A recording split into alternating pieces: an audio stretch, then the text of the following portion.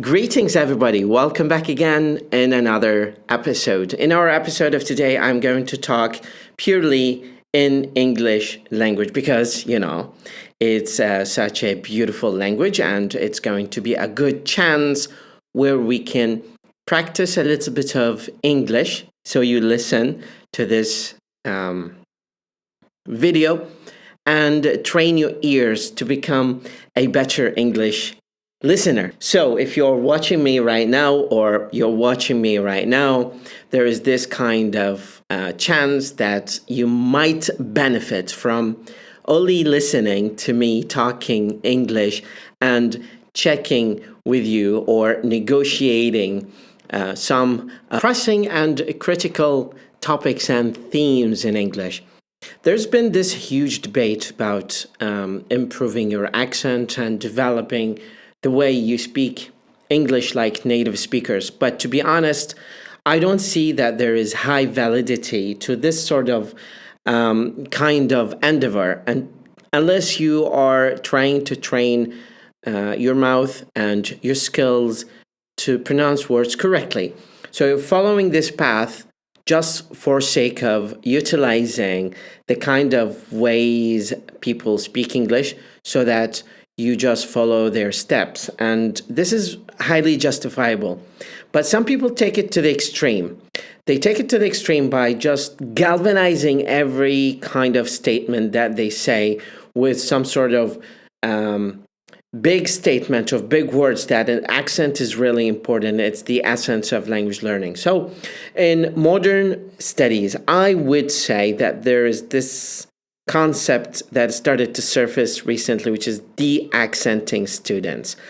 And de-accenting students is simply meaning that de-emphasizing the importance of accent and overemphasizing the other aspects that are essential to become a good communicator in English. And these are probably enriching their vocabulary, repertoire, engaging them in role plays, having them express their thoughts and ideas clearly to people, and making them active speakers in a nutshell.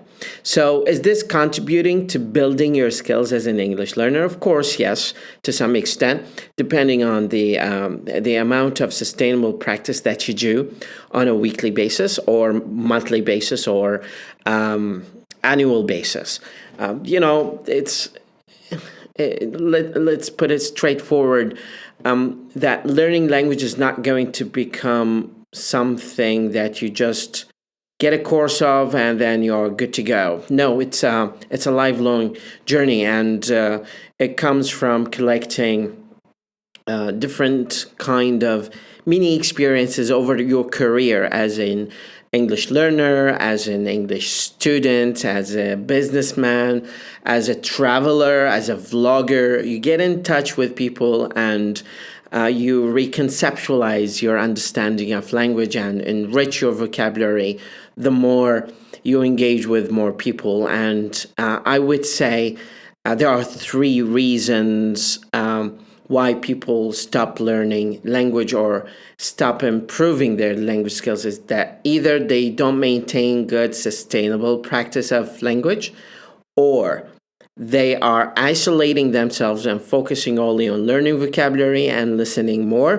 which is, in a nutshell, going to help them understand what people say, but have lack of expression when it comes to the situation where they are put in a public speaking event, or they have this sort of opportunity to talk to people and they fail to do that, or the kind of training materials that they are relying on, or the mentor, well, not mentor because this is a sacred word for me, but the coach who's teaching them or having them learn language fails to some extent to deliver what we say, the essence of materials that are required for them to learn language faster. So with that in mind, I would definitely emphasize the fact that you need to de-accent your learning and focus more on higher structures of language that are really more important and significant compared to accent. And accent is just a matter of beautification to the statements that people say, whether that's in Canadian or Australian or North African, or it's really delicate and beautiful if you listen to people speaking with that kind of accent. So just bear in mind that there is no superiority, and I really stressed that out over the past years of me delivering online lessons and online video tutorials, that there is no hierarchy in terms of accents. Whether people say that British or RP accent is more important, or this variety of English is elegant and more important than that variety, that is not true. It's not valid. It's baseless and groundless kind of statement.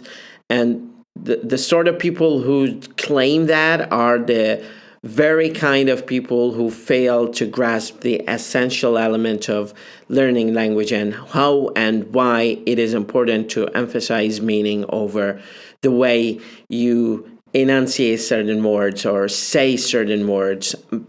Eventually, the way you say words are indicators of your geographic location to some extent, and accentuating that is going to excessively refer to where you are in terms of world map, but it's not going to contribute to making you speak better, because by the end of the day, I would just assess people based on their culture, understanding, and tolerance, and intelligence, and other key elements that will make them an asset to work in certain company, or become active speakers in public, or be a member of a team, or becoming an entrepreneur, or qualifying them to obtain a scholarship, or land a career in business or in other fields of work or study. So eventually, accent is